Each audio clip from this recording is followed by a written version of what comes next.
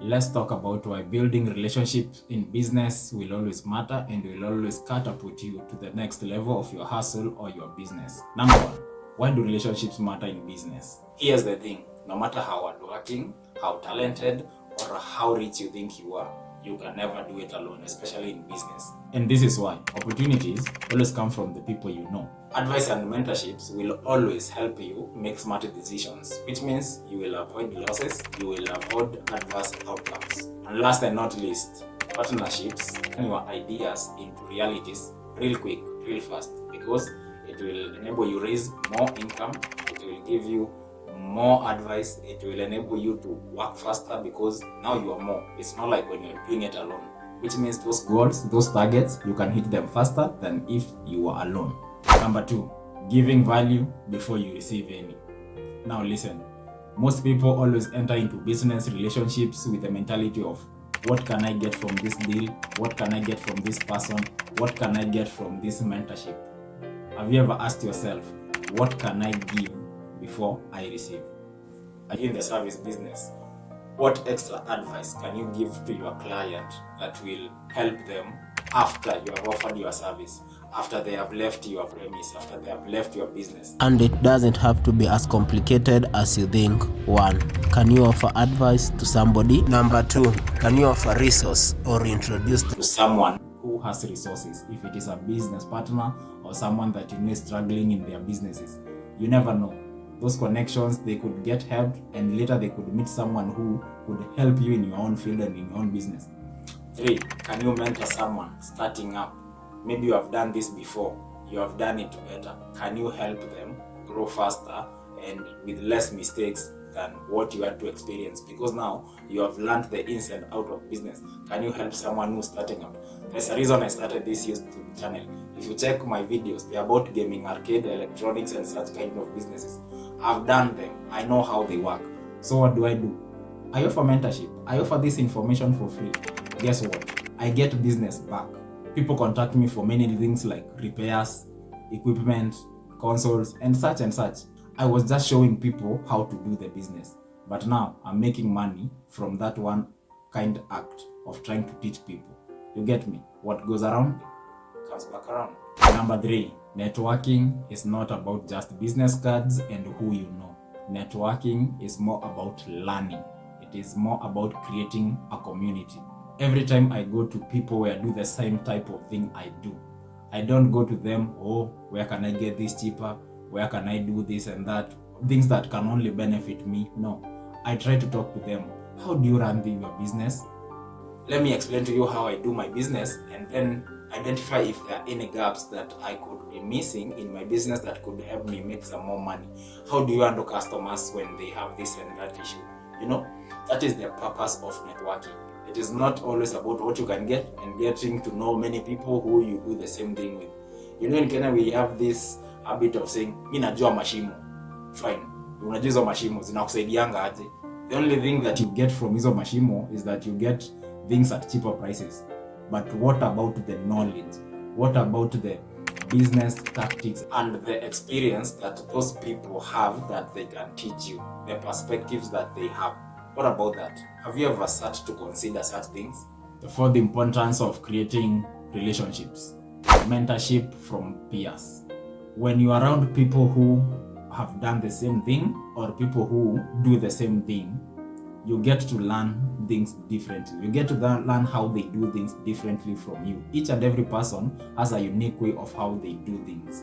Each and every person has her unique talent. Even if you're doing the same thing, but there are those small differences that make a really big difference. Get mentored by your peers. Get mentored by people who have already done it, who have already succeeded in it. Don't be a one-man army. Don't be that guy who, I will do it by myself, I will learn by my own mistakes, and I will be best than anyone so that nobody can ever say that they taught me this or they showed me how to do this or that. No, don't be that guy. That guy never gets anywhere. And there's a reason everybody wants to be that guy, because there's never been that guy. So people think that if they become that guy who did it without the help of everyone, they will be revered, they will be the OG, they will be at the top of the pyramid, you know. But it never happens. You will always fail. This world, you need mentorship. There is always someone who has done the thing that you want to do. They did it, they succeeded, or they failed. They can teach you on what they did, the reason they failed, or what they didn't do, and then they succeeded. The fifth importance of creating the right relationships in business is strategic partnerships. I think I've spoken about this before. There is a guy called Simon at this place. He deals with computers. I deal with consoles. Every time he gets console inquiries, he always refers those customers to me. Every time I get computer inquiries, I refer those clients to him. That's a strategic partnership. Can I repair computers? Very easily. Can I change hard drives, install Windows and whatever? Very easy. Can he maybe repair consoles, change disk drives? Probably. But you see, we have that partnership where he doesn't have to stress about things that he's not 100% proficient in, and I also don't have to stress about things concerning computers that I'm not 100% proficient in. But because of this strategic partnership that I have with that friend of mine, we get to help each other in the businesses that we do, and we get to grow. Don't just want to be the guy who wants to make all the money, selling everything and doing everything. You will definitely fail. Remember, a jack of all trades is a master to none. Number 6, to do follow-ups. You need to always do follow-ups after your services. You need to do follow-ups after you close the business that you're doing with a client or a customer. Every time I sell, maybe it's a movie or a flash drive, and that client come back, I always have to ask them, how was it? How is the device? Are you having any issues with this and that? Is there any way that I can help you solve an issue you're having with a service or a product that I sold you? That is how you create that rapport and that relationship with that client. And that client will always be loyal to you. That client will always refer you. They just don't keep you to themselves. They make sure they tell their friends, other friends about you.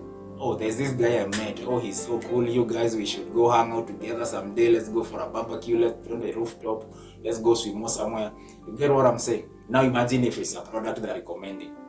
I know this guy who sells this and this dope flash drives, this and this computers, earphones. So every time their friends want a product, guess who they come to? You.